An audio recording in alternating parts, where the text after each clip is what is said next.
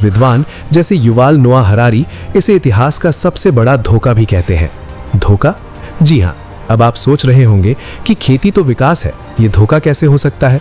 तो सुनिए, जब इंसान शिकारी था तो उसका जीवन कठिन जरूर था, लेकिन उसके पास वक्त बहुत था। एक शिकारी को अपना पेट भरने के लिए दिन में सिर्फ 4 से 5 घंटे काम करना पड़ता था। बाकी समय वो आराम करता, खेलता और सोता था। उसका आहार भी बहुत विविध था, कभी मांस, कभी मछली, कभी फल, कभी कंदमूल। इससे उसे हर तरह के विटामिन और मिनरल मिलते थे। लेकिन जैसे ही इंसान ने खेती शुरू की और शाकाहारी भोजन की तरफ बढ़ा, उसकी जिंदगी नर्क बन गई। अब उसे सुबह से शाम तक खेतों में कमर तोड़ मेहनत करनी पड़ती थी। जमीन जोतना, पानी देना, जंगली जानवरों से फसल की रक्षा करना, ये काम कभी खत्म नहीं होता था। और बदले में उसे क्या मिला? सिर्फ गेहूं या चावल। उसका आहार अब सीमित हो गया था। इससे कुपोषण बढ़ा, कद छोटा हुआ और नई नई बीमारियां आईं जो पहले कभी नहीं थी। तो फिर इंसान ने ये रास्ता चुना ही क्यों? इसका जवाब है सुरक्षा का भ्रम और लालच।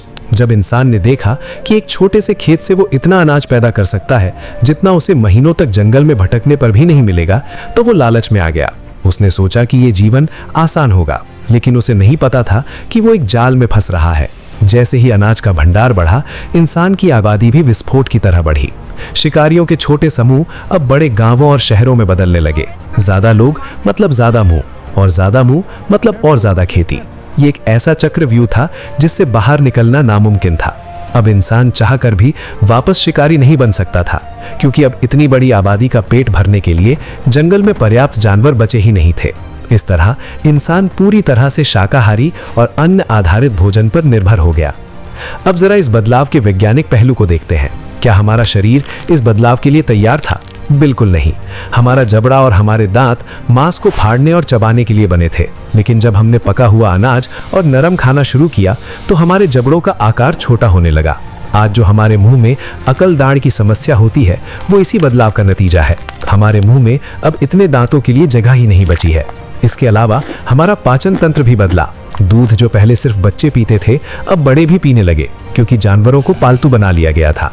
जिन लोगों के शरीर में दूध पचाने वाला जीन विकसित हुआ, वो बच गए और फले फूले। ये डार्विन का नेचुरल सिलेक्शन था जो हमारी आंखों के सामने हो रहा था। लेकिन कहानी में अभी भी एक बहुत बड़ा रहस्य बाकी है। क्या सिर्फ भूख और जलवायु परिवर्तन ही वो कारण था जिसने इंसान को शाकाहारी बनाया, या इसके पीछे कोई सामाजिक या धार्मिक कारण भी था? तुर्की में एक जगह है गोबेकली टेपे। 1990 के दशक में जब पुरातत्वविदों ने इसे खोदा तो उनके होश उड़ गए। वहां उन्हें पत्थर के विशाल खंभे मिले जिन पर जानवरों की नक्काशी थी। कार्बन डेटिंग से पता चला कि यह जगह करीब 12,000 साल पुरानी है, यानी खेती की शुरुआत से भी पहले की। पहले माना जाता था कि इंसान ने पहले खेती की, फिर गांव बसाए और फिर मंदिर बनाए, लेकिन गोबेकली टेपे ने इस सिद्धांत को उल्टा कर दिया। सबूत ये इशारा करते हैं कि इंसानों ने पहले एक जगह इकट्ठा होकर विशाल मंदिर बनाए और उन मंदिरों को बनाने वाले मजदूरों का पेट भरने के लिए आसपास खेती की शुरुआत हुई।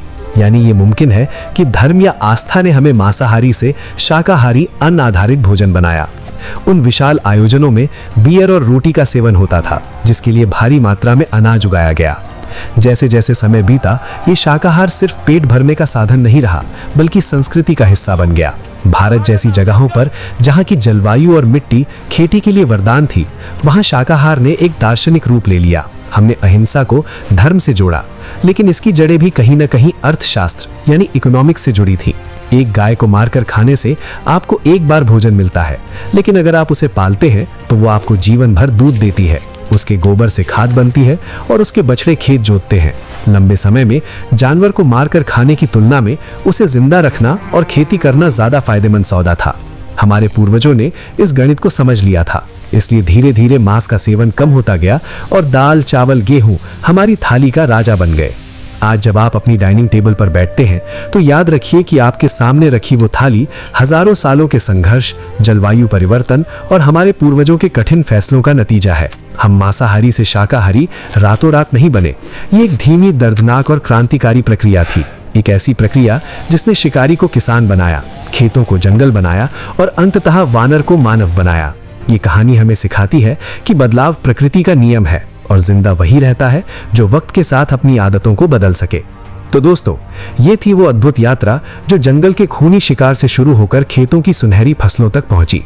क्या आपको लगता है कि खेती अपनाकर हमने सही किया या शिकारी जीवन ज्यादा बेहतर था? ये सवाल मैं आप पर छोड़ता हूं।